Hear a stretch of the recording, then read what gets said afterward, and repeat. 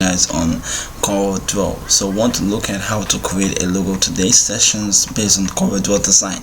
Like you all know, most of us find it very difficult to design on Corel Draw, not knowing the simple and basic tools to tamper with so we can create that very amazing design we're looking out for. So today I'll be showing you how to really give out that magnificent or amazing design for your brand or probably your business. Now this is my page, okay, like you're seeing here. This is my page, okay. Digital marketing, I've already given it a name specific. So basically it's just a nibble of how to tamper with your Corel Draw. But if you want to participate on the full training, you can enroll. Go to Ovation Grant Consulting Limited, DM a message, and we'll add you up to various training channels where we run our trainings on. Currently we want to look at how we can really design using Corel Draw. Now if you look at the top menu here, you will see this is what we call the program bar, and here are the tools bar. Okay, the program bar are basically what your page setting. Okay, the program bars are the page settings where you see your file, edit, view, layout, object, effects, bitmap, text, table, tools, windows, and help. Then down here on the side of the page, you will see where you have your tool setting. That's the tools you use in designing, which is known as what? Your selection tools, your shape tools, your crop tools, search tools. This is called freehand tools. Your artistic media, where you could just draw with a pencil. Then you have your ellipse tools, your polygon tools, also your text tools. This is also the measurement used for your lines, or parallel dimension tools, where you actually have to measure the lines you use for your design.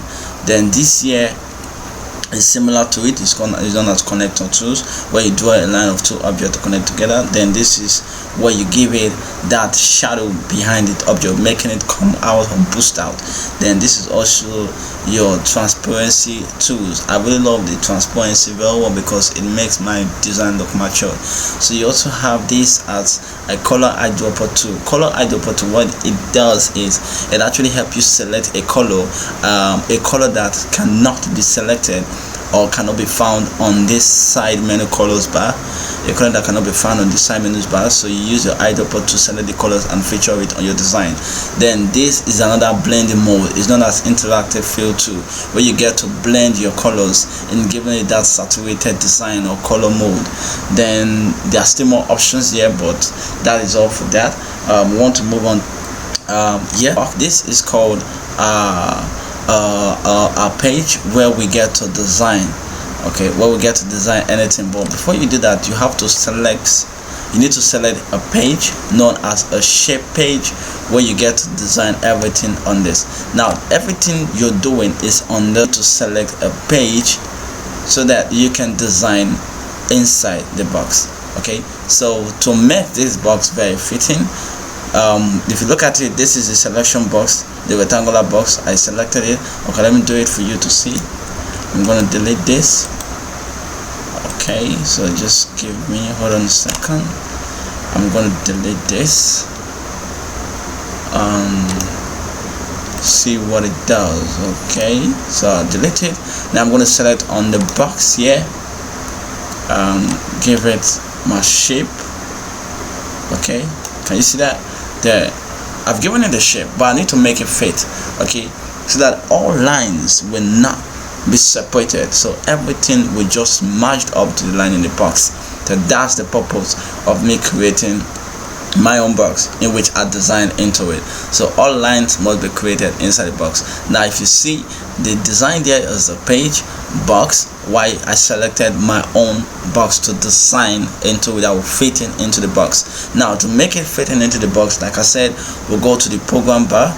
So the program bar is the file, edit, view, layout, object, effect, bitmap, text, table, tools, windows, and help. So to do this, I have to go to the object and click on align and distribute. So I have to click on center to page. Can you see that? Can you see the transformation that just happened? If you can't see that, I'm going to reverse that so you can see it. So I go to object, align and center to page. Okay, we can either do with Control P, but it's best advisable as a beginner so you can know what to do next and make it easier so you don't get to forget. Having done this, we want to move on to what we call color filtering. Okay, so I'm going to give it a color mode. Probably I'll give it black. Like you see, I'm going to the selection. Now if you watch this, my mouse is still, my tools is still selected on the selection box because I'm still working on the box I selected. Note, anything you're working on must be selected. Another effect, you need to select on that particular selection. Okay, you need to select on it so you can work on it. You don't just work on this one, I select the other one, I still want to work on the other one. It's not going to work. You need to select on whatever design you want to work on. So having done this, I still want to give it another feature design color mode. I love this color, so I'm going to give it this color mode. And here, so now what I just did here is I removed the outline. Okay, so I'm going to Ctrl Z so you see this. Now if you notice this, there are black lines on the selection box. Okay, there are black line on the selection box. To remove this is very important when designing, that you remove the black lines on your selection box so you don't have a complicated design after saving it. Okay, it is very important. So to remove that, I will left click. Okay, so I will right click on this arrow here. You're seeing where I'm pointing, where you have the slash sign. That is to remove a selection on the black line. Okay, that's to remove. The right click is to remove the outline, then the left click is to remove the color inside the box. Okay, if you want to remove a color inside the box, you left click. If you want to remove the outline, we call the black line there an outline. If you want to remove the outline, you click on the selection inside the box and outside the box, sorry. So I'll click on it, try to fasten this. So I'll remove the selection outside the box, and to remove the color inside the box, you right click. To remove the color outside the box, you left click. So I'm going to left click on this. Okay, so after left clicking, this is it. So you see I've removed the color outside the box. So I'm going to quickly import a picture. To import a picture is known as Ctrl I, or better still, you can go to your file. Yeah, so you see new from template, open result, close, or save as template, acquire image, import, export for web. If you look at the export for web, office web, WordPress, send to, where you can send your design or file to any either Bluetooth device, compressive folder, desktop, document, and all that. Then print merge, where you can print your design and merge it up together. Then you also have, okay, then you also have print, also have Ctrl P as print. You also have print review, document properties, and exit. Now to really import your pictures, that is, you want to bring in your design or any picture you want to use, an image you want to use for design, all you have to do is go to the import, which is Ctrl I. Like you see here, the import, which is Ctrl I. Note, if you want to export your picture, that after finishing up your design, you don't go to the export, that is the second one from the import. You need to go for export for web. But note this, it is very important to import your picture.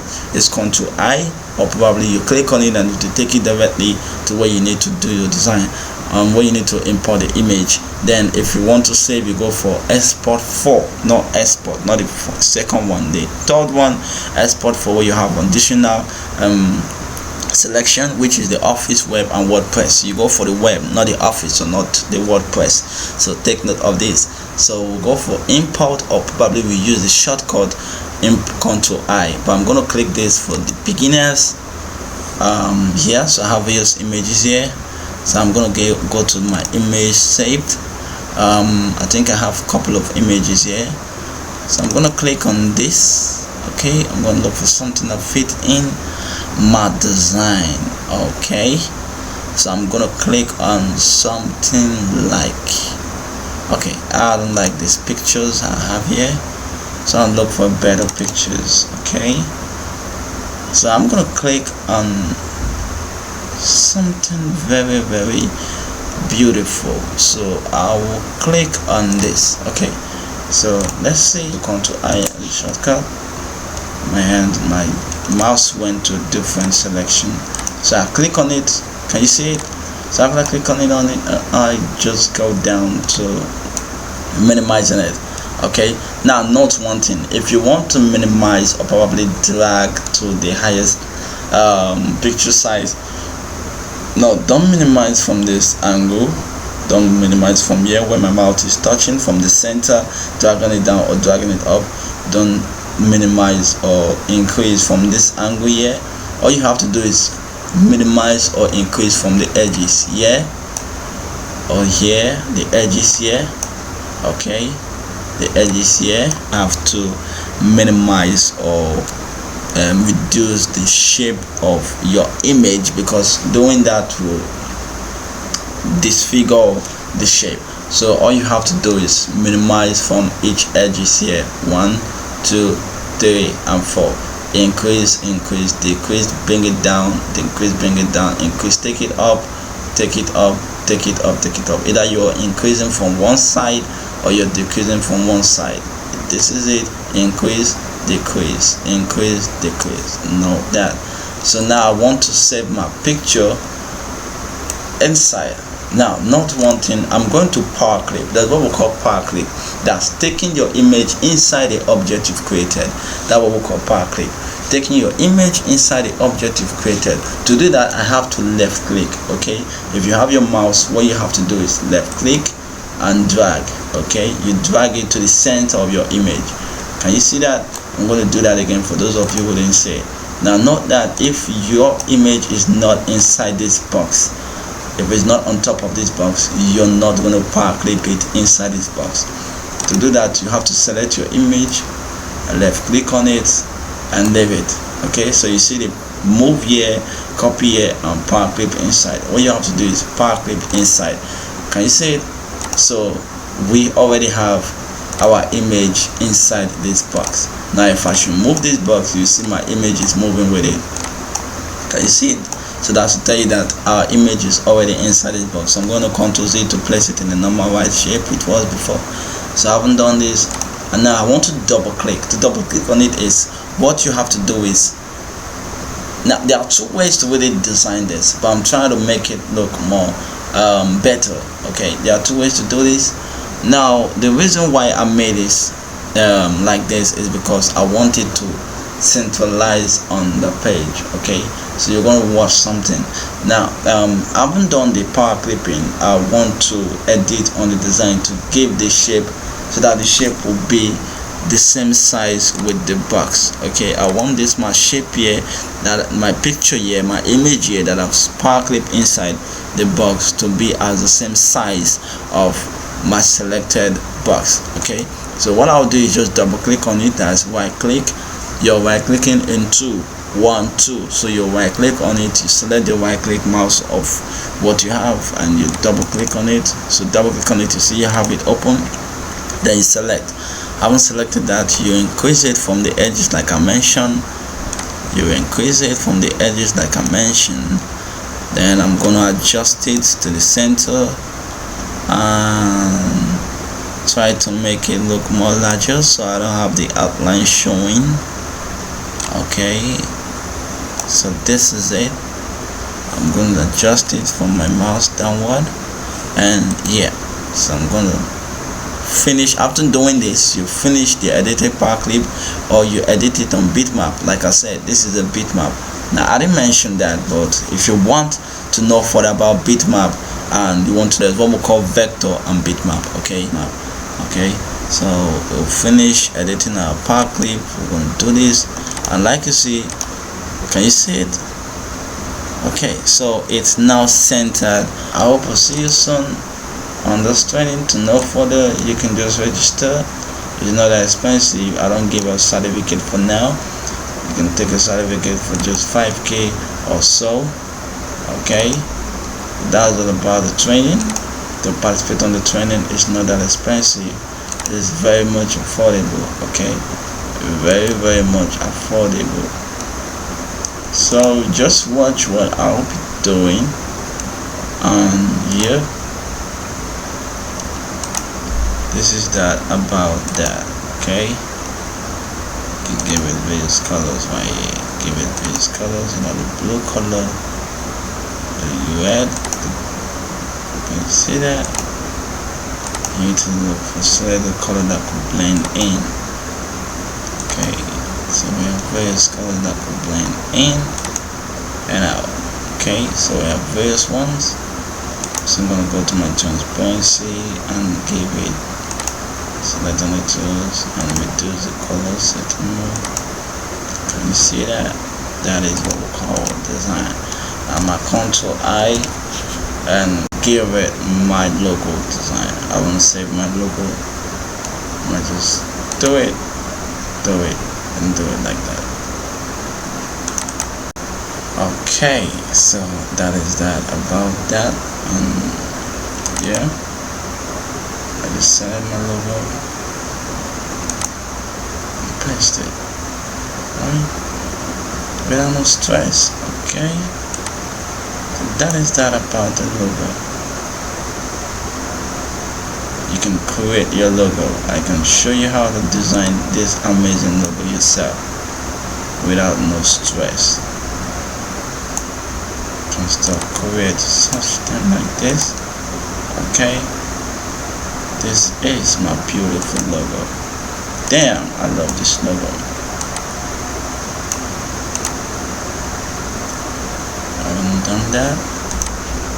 You can just enlarge it from here. It's too small. Okay, so that is that about that. Every other thing can just be centralized and all that. So guys, that is all about the logo and the design.